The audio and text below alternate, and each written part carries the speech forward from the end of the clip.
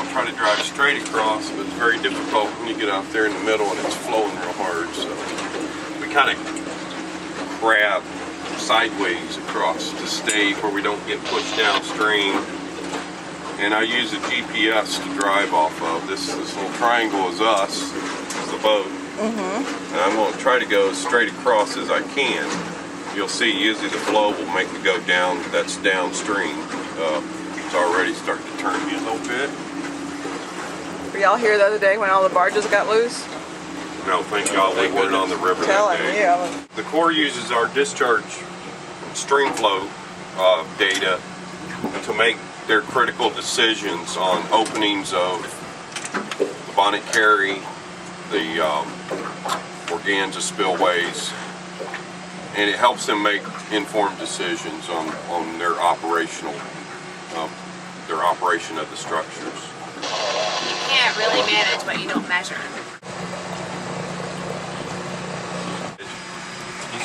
We're doing an edge estimate. We can't pull right up to the edge, so he has a range finder. He's shooting what the distance is to the water's edge over there.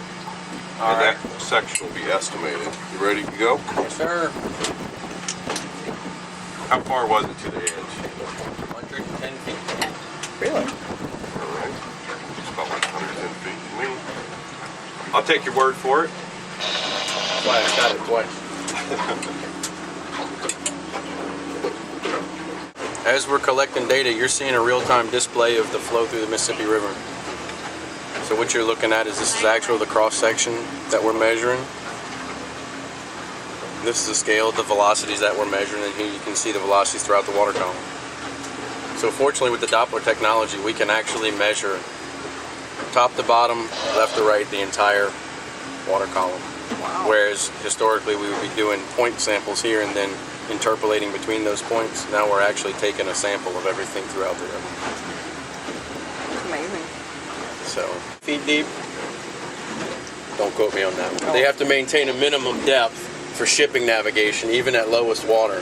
Now, traditionally, from your experience, about how deep is it right here? So right now it's 55.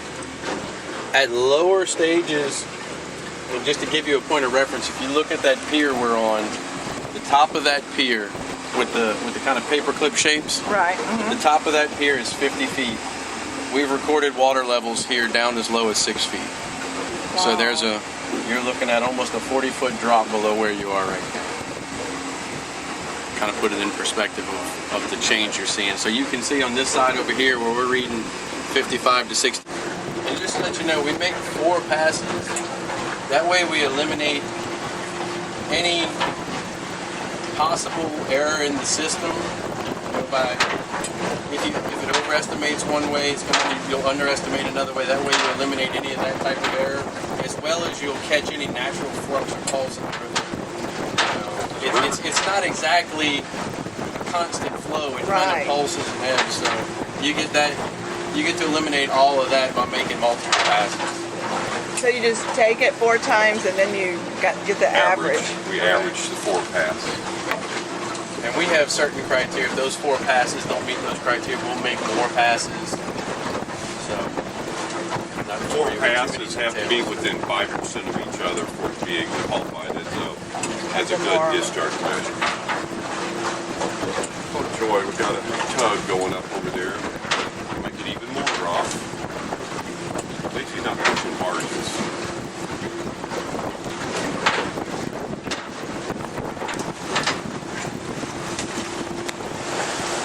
How fast he gets here. Just keep an eye on him, and he looks like he's a good ways away. With him, he has to drive fast. By the time we get to that other edge, I'm guessing he'll probably be online. When you say that last part again, Todd, he has to drive what? Oh, the tug, they have to maintain a speed a little bit faster than the water that they're driving, and that way they can maintain control. So he's going to get here pretty quick. So, what would you guess? How fast is going right now? How fast is he going right now? Yes. It needs to be going faster than 12 feet a second. Exactly, that's what I'm thinking. Otherwise, you just drift. If you're going to ask me to convert that into a speed, wow, let's see. 12 feet per Can I cheat second. and use a calculator? Yeah, you can. Yeah. Okay.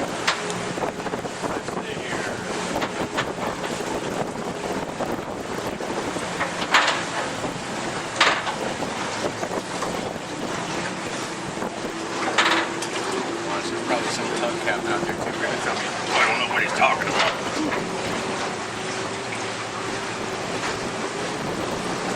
Nothing wrong with estimating.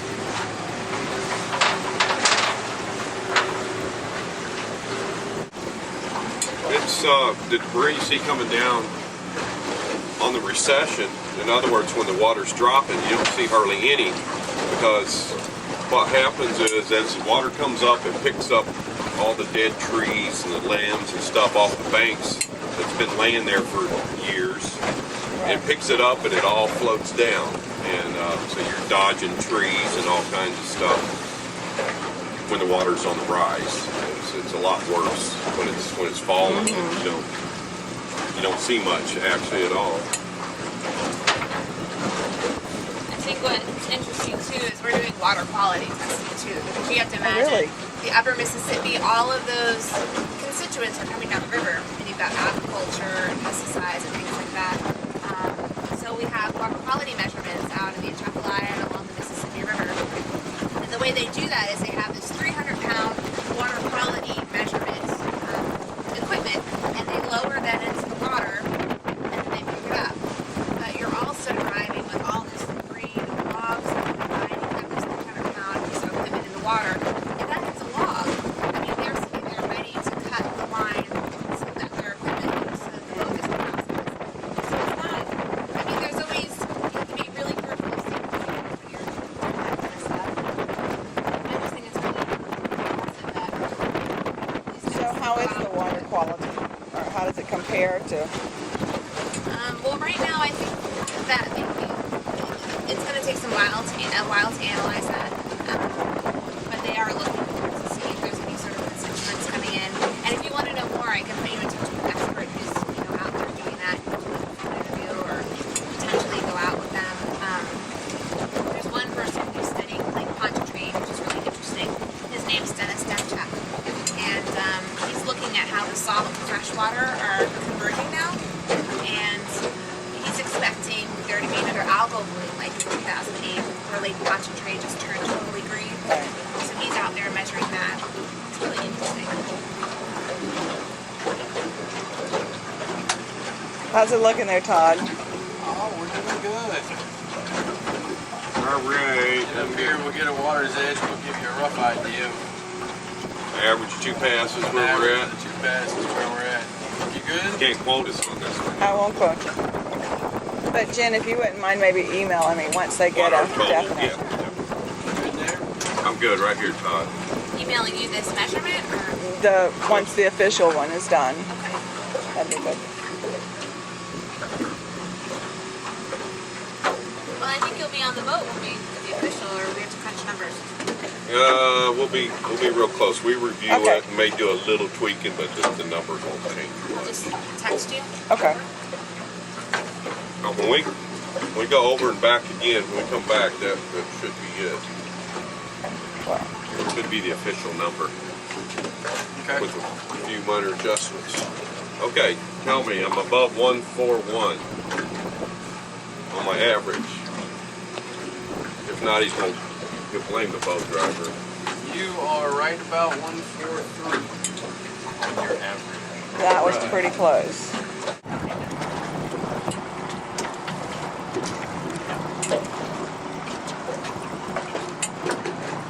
It has 4 beams that look down that send out sound waves.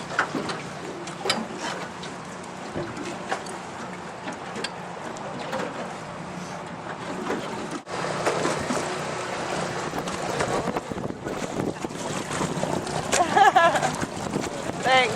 I feel like these guys are kind of the unsung heroes of the flood, so